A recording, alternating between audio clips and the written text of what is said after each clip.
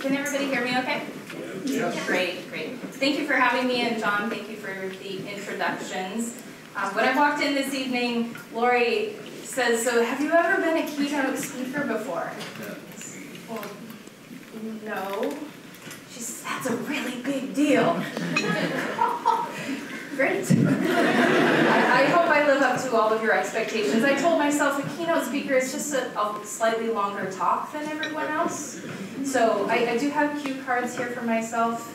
I hope I don't get lost, but bear with me. I am passionate about education. I'm a civil engineer. I'm not a teacher. I do have 2 children. I'll talk with you a little bit about my boys in a few minutes. But I'm a new COO to North Coast Engineering. We're a civil engineering and land surveying firm up in Paso Robles. And I wanted to talk with you tonight primarily about what I believe could be an incredible opportunity for all of the students in San Luis Obispo County through partnership with industry. Before I get started on that, though, I wanted to get a better idea of who we have here in the audience. So if with a show of hands, if you're an educator or teacher, raise your hands. You're trying it. Great. Okay, most of you. Good. And for the administrators? You. Okay. All right, so I'm talking to teachers. Great. Good. Parents. Parents in the room. Okay. One parent.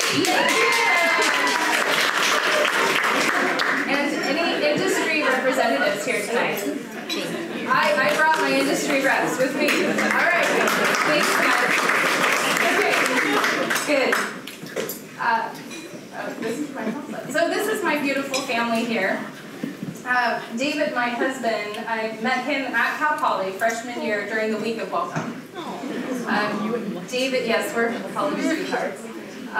David graduated from Cal Poly also in 1999 with a BS in computer science. And he works for Amazon.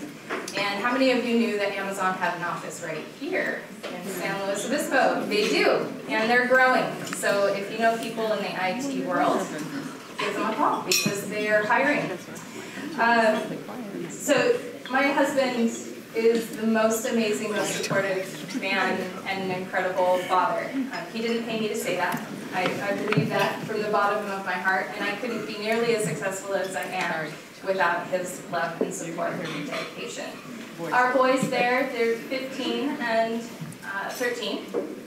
And they attend school in Templeton, the middle school and high school. Yes, some of you recognize these two. But they couldn't be more different as children. Their interests are different, the way that they learn is different, and it caused me to evaluate motherhood and teaching in a different way because they're so extremely different. They both need love and support, of course. And they both need opportunities and doors open for them, but in a different way because they have different interests. My 15-year-old sophomore, he's an engineer. Not my kind of engineering because I'm a civil engineer and he's not going to do what mom does, of course. But he loves to build, he loves to tinker. He's a dreamer.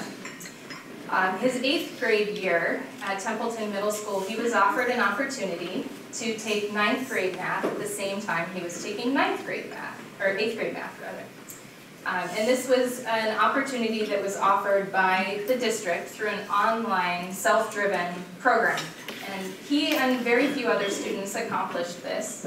But as a result, he was able to finish his prerequisites early, take advanced 1 year in math, and as a sophomore, enter an engineering class that's typically reserved only for juniors and seniors.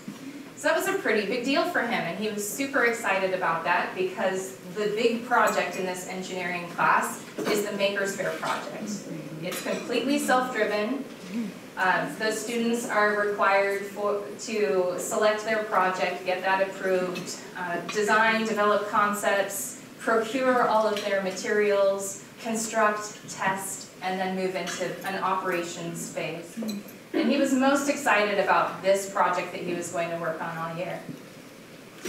And he's been successful. This is a drift trick. It's not quite done yet. But he's super thrilled about this project and what he's accomplished. And along the way, and this is the biggest thing for me as a mom, seeing him grow through this process, along the way, he had to do things that were rather uncomfortable. He had to pick up the phone and call a complete stranger and say, hey, my name is, I'm doing this project, and I'd like you to donate some steel. Or, hey, my name is, and I'm doing this project, and I need tires. So he was able to approach a challenge, struggle a little bit. Some people said, no, I'm sorry, I can't help you. Others donated parts to his project. So through this exercise, he was able to accomplish those things and grow as an individual and make the next phone call with more confidence and maybe a better script, right? So that was super exciting for him, and now he's spinning circles in our backyard. This is our 13-year-old, completely different boy in every way. This young man loves animals. He has a passion for all fuzzy critters. In June, he and I joined the local Guide Dogs for the Blind puppy raiser group. We have a puppy here with us tonight, my support group. And he's been head over heels in love with all of these puppies, and very much from a young age wanted to be able to raise a puppy of his own, to give back to the community and to provide sight for someone who had compromised vision. And he's learned through this involvement in the club that it's really hard. It's really hard to raise a puppy, and there's a huge responsibility, and there are a lot of things you have to think about all the time. And it's not just me. I have to think about this dog and what this dog needs, and the requirements of the group, how you train the puppy and all of these things. So he's decided for now we're going to be puppy sitters until his confidence increases to a point where we're able to welcome one of these beautiful dogs into our own home and raise them so that one day they can go on to be sight for someone with compromised vision. In addition to this, he's learned that there's an opportunity to volunteer at the North County Humane Society Feline Rescue Program in Atascadero. And so he'll be getting some training on that and ready to put in some hours with them pretty quick. Completely different children. So through all of this, I've learned that it's more about presenting options for kids. Opportunities, opening doors. What are they interested in? Maybe they don't know. So we, and I mean every we, need to step in front of these children and share with them what those opportunities are. Now, no one person can open every door for a child. It takes a village, and we're all here. And so the reason I'm here tonight is to talk with you how I believe industry can get involved right inside your classrooms and help you open doors for these children. All right. So, as long as we all have that common vision, then we can agree that industry representatives are going to be looking for the very best qualified candidates to come into their workplace. So how do we prepare them for that workplace? Once they've found their vision, once they've decided what it is they want to do, how can we prepare them best? What is it they need to know? What skills do they need to have? So to increase the odds of these kids getting the very best education, which you're doing, learning the very most important skills as expected by industry professionals, I queried over 60 professionals in a variety of different fields in preparation for this here tonight. I asked them a number of questions.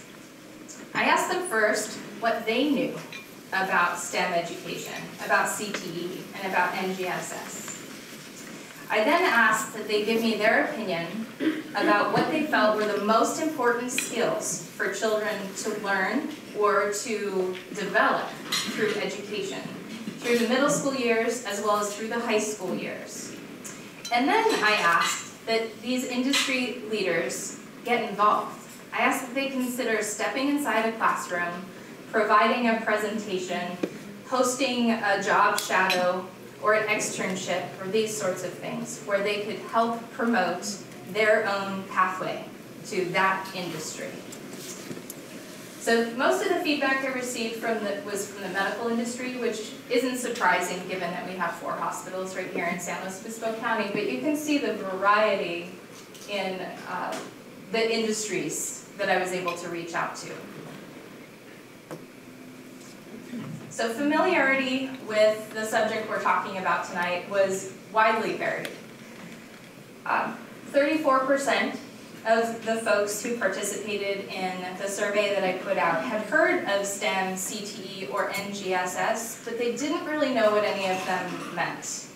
22% of folks had heard of and knew something about only STEM education, but they didn't know anything about CTE pathways or NGSS. Now, not that long ago, I was in this category where I knew, had heard of, and supported STEM education. Having an engineer, I'm very close to that kind of learning. And it was only very recently, having joined the Industry Advisory Committee, that I was learning more about CTE pathways and how critically important and the huge opportunities that are provided to students through those pathways as a result of the kind of education they're getting. So I wanted to help spread word. So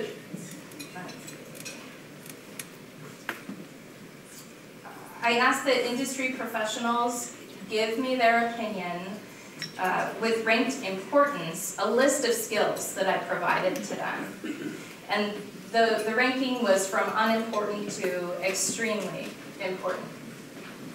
This word cloud here illustrates the skills that surfaced to the top, those that were considered most important. And this is for the middle school age group. Things like problem solving, attitude, teamwork, critical thinking, work ethic, and math. In addition to these that I provided through my survey, I also asked survey participants to provide me with skills that I hadn't listed, things that they felt were extremely important to be taught in the middle school age years. Things like emotional intelligence, entrepreneurship, ethics, being able to read people, multitasking, conflict resolution, collaboration, and the list goes on. For the high school age group, I asked the same sort of question. I was thinking that there might be a difference between what was most important for middle school age group kids and the high school kids. So for high school here, very similar distribution. Critical thinking, problem solving, work ethic, teamwork, attitude, and grammar. No surprise there, right? We all know high school kids. So in addition, the skills that were added to the survey by these survey participants were things like common sense, self-reflection, social connectivity, attention to detail, social media citizenship, personal growth, and verbal communication, among others. So now, having had this feedback on what industry professionals want in a new hire, I wanted to turn the table and ask them, that's great, but what can you do to help make that happen? So we provided a list of things or activities, opportunities that industry professionals could either participate in or provide, and would they be interested in doing that sort of thing? Now remember, I interviewed through this survey about 60 professionals. This list here shows that 33 of those surveyed were willing to step into a classroom and be a speaker.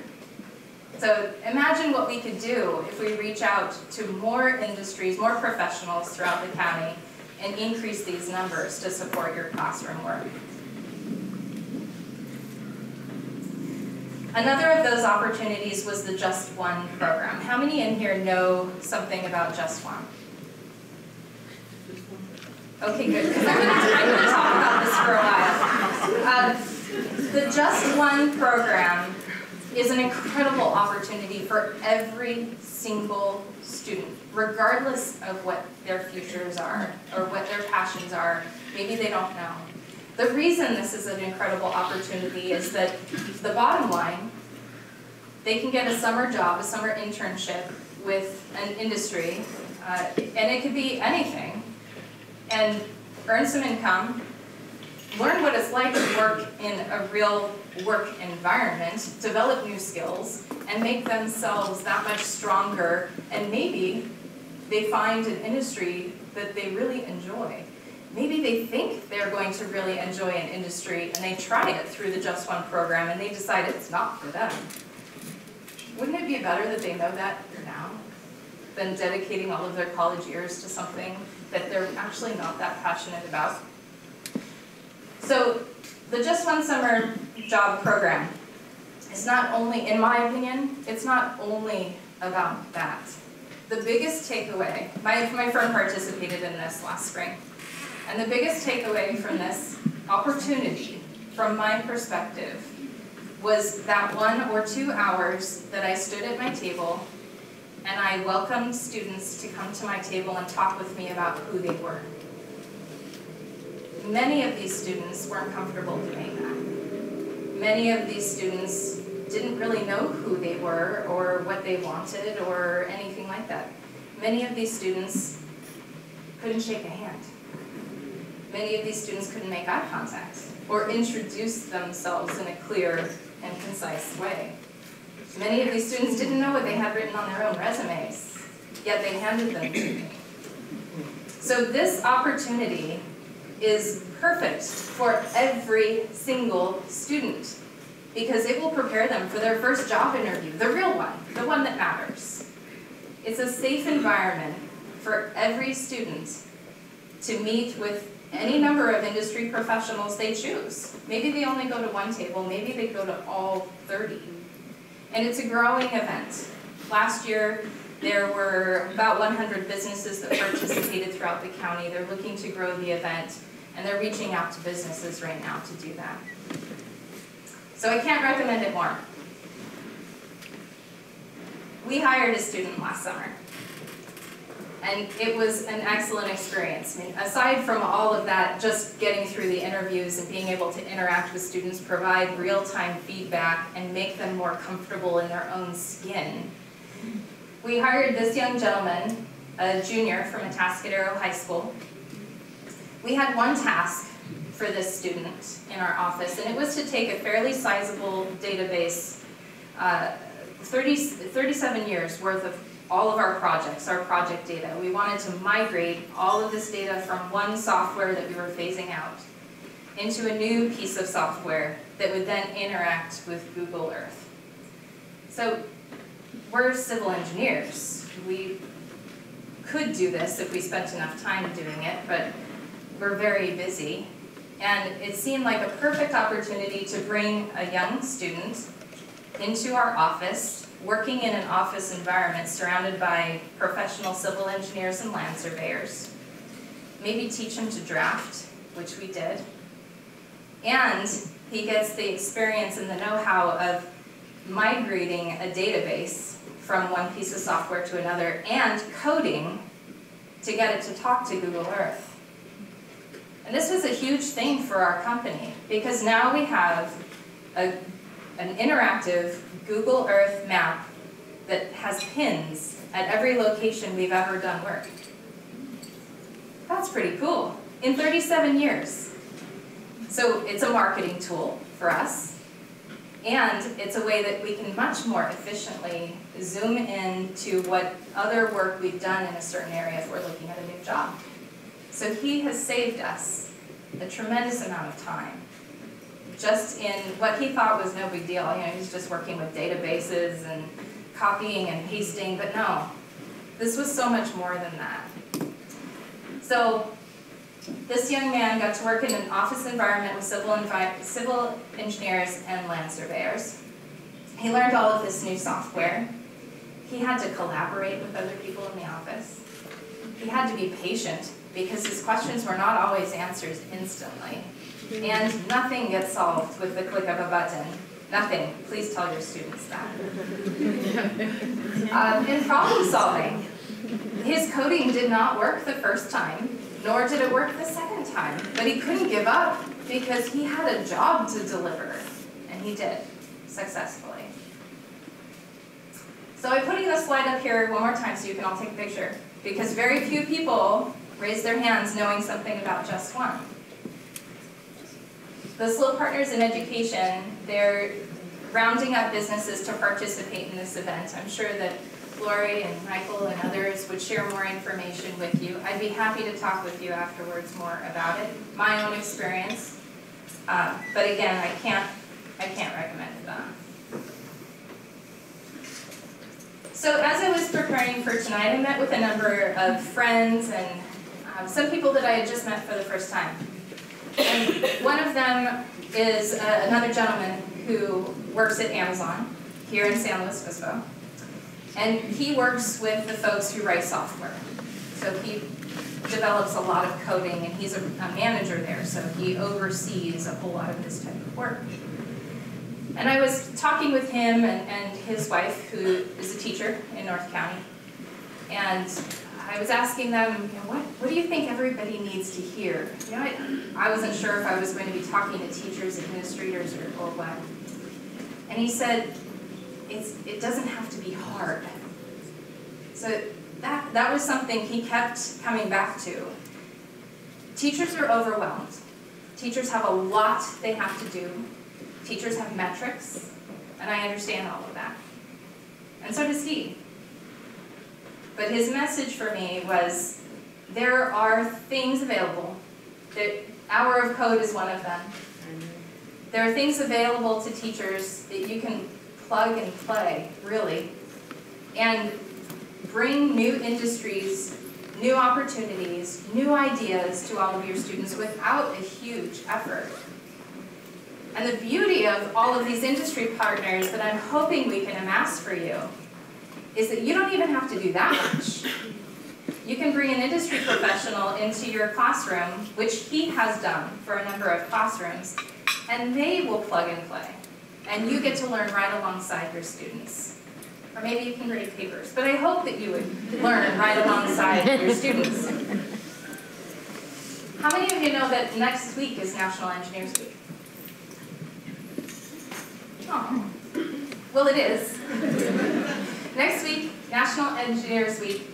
And if you go to the Associated Society of Civil Engineers website, they have a host of activities that teachers can bring right into their classrooms. And you don't need elaborate materials to do it.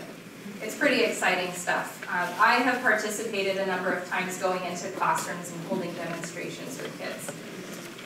So the big idea here is with just 1 hour a month, you could bring an industry professional into your classroom or hook up with industry through online services and expose your students to some industry they may not have even known existed. You can open doors, you can present opportunities. And the more opportunities, the more people, teachers, we have doing this sort of thing, the more ideas we can spark in these children's minds. So, employers are looking for the most well-rounded individuals. They're looking for candidates who can think outside the box. They're looking for candidates who can make eye contact, speak confidently, be patient. For all of the teachers in the room, I'd like you to know that you're not alone, and we're gathering up industry folks to come and support you. Okay. I didn't put my number on this slide, but I'll give it to you if you come and see me afterwards. To the administrators in the room, I would ask that you return to your places of work and you spread the word. You tell your fellow administrators, you tell the teachers, you tell the counselors, you talk with parents, and share with them these opportunities that I've talked with you about tonight. They're all here, they're available, and we should be taking advantage of it. These students deserve those opportunities. For the parents in the room, and I'm looking at you,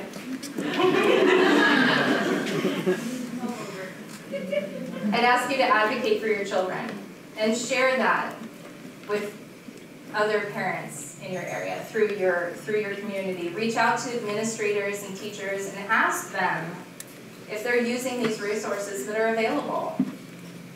If you're in industry, thank you for being here tonight. And I'd ask you to get involved, although I know you already are. So with that, I thank you for your attention. Thank you.